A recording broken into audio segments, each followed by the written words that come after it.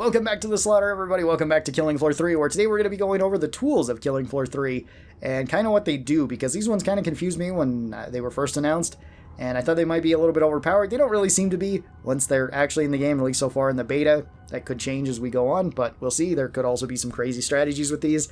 But either way, let's talk about each of them. Each class starts out with one of these, and these can have multiple uses. First up, we got the ammo bag. This one starts out with commando. This one's probably the most straightforward. Ammo bag is just, you place down an ammo bag, and then you can interact with this ammo bag. This gives you ammo as well as it gives you a grenade.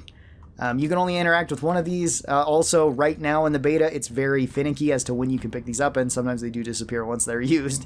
So, more ammo is pretty good, and having a grenade is pretty good. This one's the most straightforward. It's nice to have. Our second one is the multi-tool. Multi-tool starts out with engineer, and you get 3 uses of these.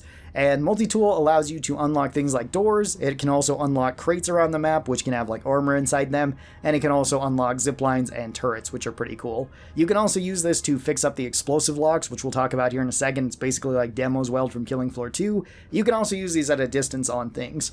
So these ones are really good in the early game to unlock basically everything. That way people can get armor or save the armor until like the later rounds. That can be pretty nice too, so that way you can get free armor during like boss wave. Nothing really too much to say about it. It has a lot of functions, but it's kind of straightforward too. Then we have the syringe bag. Medic starts out with these, and you get 2 bags, and this one's also one of the most straightforward ones, where you can place down 2 syringe bags. So you can toss these down, and then you or somebody else can interact with them and grab a syringe out of this. Medic also has one of their skills that allows everybody to take 2 syringes out of these, as opposed to just 1 syringe. So that's pretty nice too. These ones are really good to be saving for like boss wave. They're pretty useful for just tossing around the map if people need extra healing. And yeah, the syringe bags are basically never going to be a bad thing. More syringes is good. Everybody can carry around 3 syringes, with the exception of, I think, sharpshooter and commando.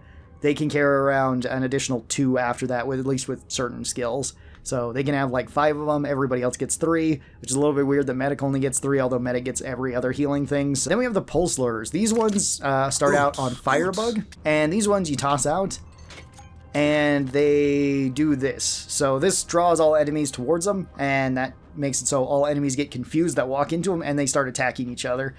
Pretty straightforward. They can be kind of useful. It's kind of nice that Firebug gets some. Nothing really else to say about them. I don't think they're ever really a bad thing to take. This doesn't really seem to affect like the bosses though. Mostly just the other enemies, but it can affect like Skrakes and Fleshpounds too, so that's kind of nice.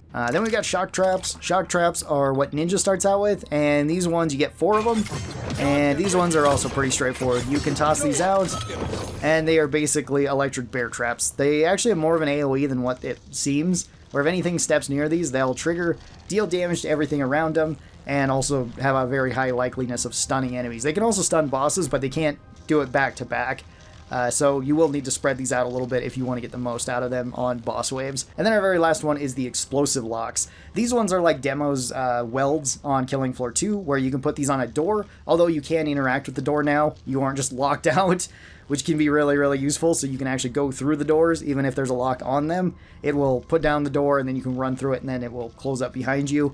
You get 4 of these, and whenever the door is damaged enough, it will explode and deal damage to everything around it, similar to like the Demo Weld. It also has a very high chance of staggering enemies, so that's pretty good. These ones Sharpshooter gets, so that's kind of nice. It's kind of weird that Sharpshooter gets them, but either way. And that's all the tools of Killing Floor 3. These are kind of interesting, and again, I thought these might be a little bit overpowered once they said that they were going to be adding them to the game, but not really. Like, Demo Welds aren't really all that crazy on doors. They might get you some kills in the early game, which is pretty cool. Syringe bags and ammo bags are probably the best overall, just because you save them for boss wave, you throw them all out, then everybody can interact with them and just pick up ammo and pick up syringes if you need them. Multi-tool's really good early on, but you'll probably swap it out for some of the other tools. You also, even though you start out with each of these tools with the classes, any class can have these tools.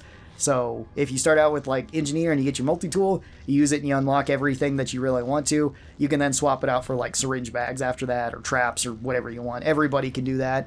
So that is pretty nice. Tell me your thoughts on the tools in Killing Floor 3. Hope you guys enjoyed this video, and I'll talk to you next time. Bye-bye, everybody.